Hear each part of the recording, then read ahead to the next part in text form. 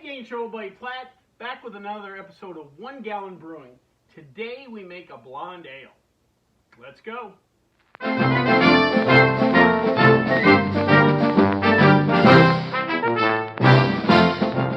Alright gang, time for another 1 gallon batch of beer. This 1 Gallon Brewing, that's what we do, is make a gallon at a time. Today the style of beer we're going to make is called a blonde ale. It's probably the style of beer that I tell people if you want to get into craft beer, if you go to a craft brewery one time or you go to a craft beer bar and want to break out of your Bud Miller Coors kind of rut, blonde ales are probably the perfect spot to start at. And it's also a great beer to brew at home. One of the things about homebrewing is you want to share it. Again, this is a beer style that is open to a wide range of people's palates. It's not a real hoppy beer. It's a sessionable beer, 4 to 5% alcohol by volume. Goes down fairly easy. It's not big-bodied, viscous, or anything like that. Just a real nice, approachable beer. So, again, perfect for what we're going to do. So with that being said, let's brew a blonde ale.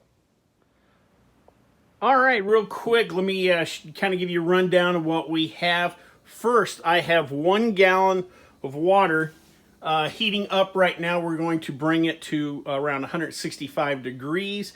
Then we're going to eventually pitch in our grains. I've already milled my grains. You will definitely want to get your grains crushed. And then I've also got off here to the side 3/4 of water that I will later use for a sparge. So we've got everything set up. I've got my yeast packet ready to go and my hop addition. So when we get our water to 165, we'll come back and toss in our grains to mash in. All right, gang, so we've hit our proper water temperature. You want to shoot for between 160 and 165.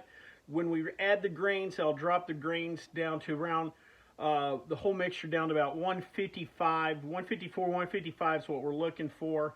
So you kind of overshoot with your initial. But I'm going to drop water low, and then I'm going to add in our grains. Just dump the whole thing in there. Oh, the grains smell great. And we'll give her a good stir. We want to make sure we don't have any dough balls or any lumps or clumps.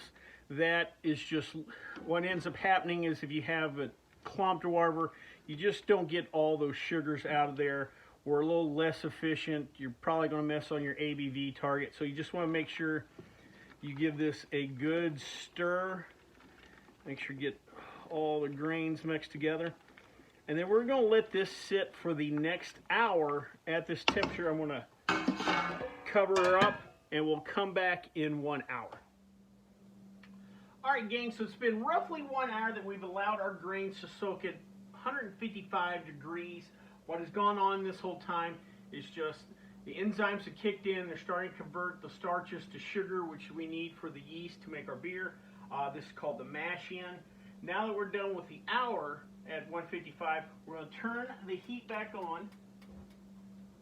And we're going to bring this up to 170 degrees. We call this the mash out. At the same time, I'm already heating 3 quarts of water. I'm also going to bring that up to 170 degrees. We're going to utilize that to wash our grains. So let me get these up to 170 degrees and we'll come back to wash our grains, also known as sparging. All right, gang, time for our mash out. This is probably the most complicated or work intense part of the whole situation. We are going to now rinse our grains. I'm going to kill the heat on my other water. Basically, we're going to take our grains and we're going to run them through this colander. Be sure to wear your gloves.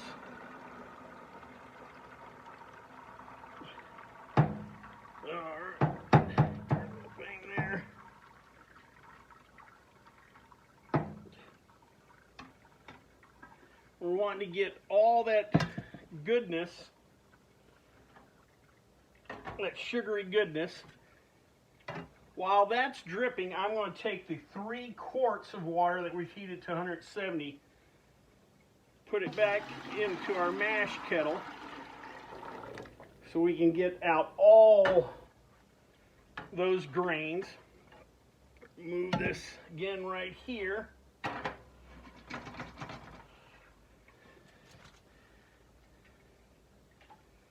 All right, and now we're going to just top our Sparge water. Kind of finely rinse those grains out. To get all that sugar. So I'm going to let this sit for another minute or two, get all of that sugary liquid we can, and then we'll bring it up to a boil and start our 60-minute boil with our first hop addition. Alright gang, we're at the start of our 1 hour boil. I want to show you something real quick. You see a lot of this foam coming up. This is why you have to keep plenty of head space, because you don't want to foam over. One of the simplest things to do is when it gets to foaming, give her a little swirl. You could also mist a little water on top to kind of kill it. I'm going to drop the temperature just a hair.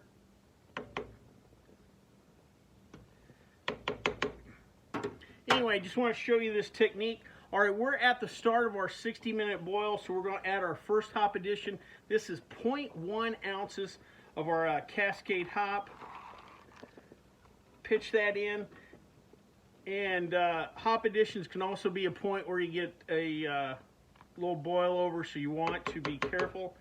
Hop additions done at the start of the boil tend to be for bitterness, so we're adding our bitterness into the beer.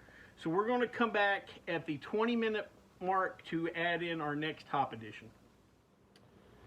All right, gang, we have about 20 minutes left in our boil. I'm going to make our last hop addition. We only have 2 hop additions on this particular beer.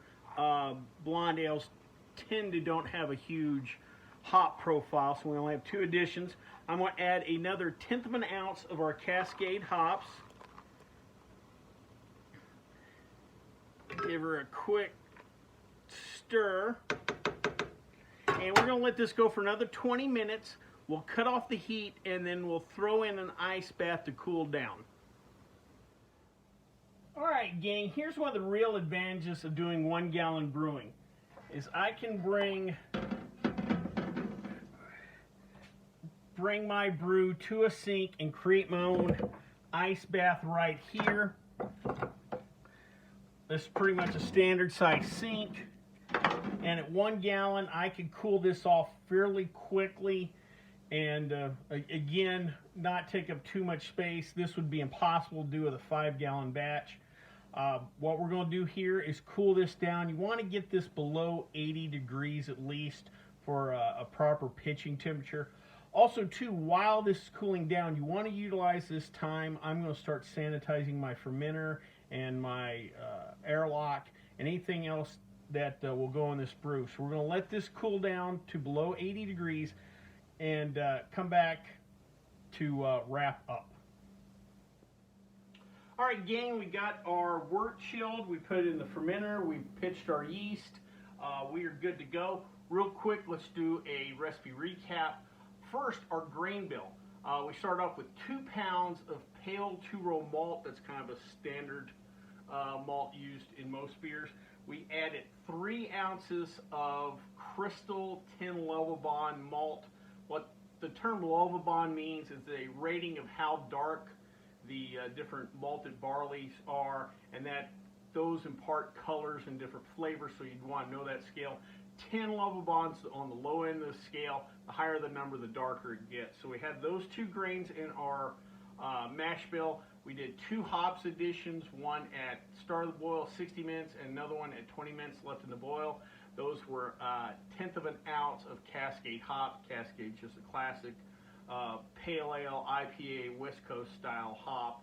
But in the small amount that we used worked great here. Won't impart too much hop bitterness or flavor. We're not going to get a ton of hops on this. Did a gravity reading, came out to 1.048, which means if we get to full fermentation, we should be around 5% alcohol by volume, which is standard for this brew. Where do we go from here? We're going to let this sit in the primary fermenter for about 2 weeks, rack off or transfer into another fermenter for another 2 weeks. After that, we'll bottle condition for about a week, then throw in the fridge, and hopefully in about a month or so we'll have a delicious blonde ale ready to drink. For those of you that want to know a little bit more about maybe homebrewing sanitation or bottling techniques, what have you, I will leave links to videos I've done on the topics down below in case you have any concerns. With that being said, I hope you liked this video. If you did, please subscribe down below. Also, please like the video because it lets YouTube know we're putting out good content. If you have any questions, comments, concerns, or beers that you'd like me to brew, please leave them in the comment section, or you can always contact me on the Twitter page. Till next time, bottoms up.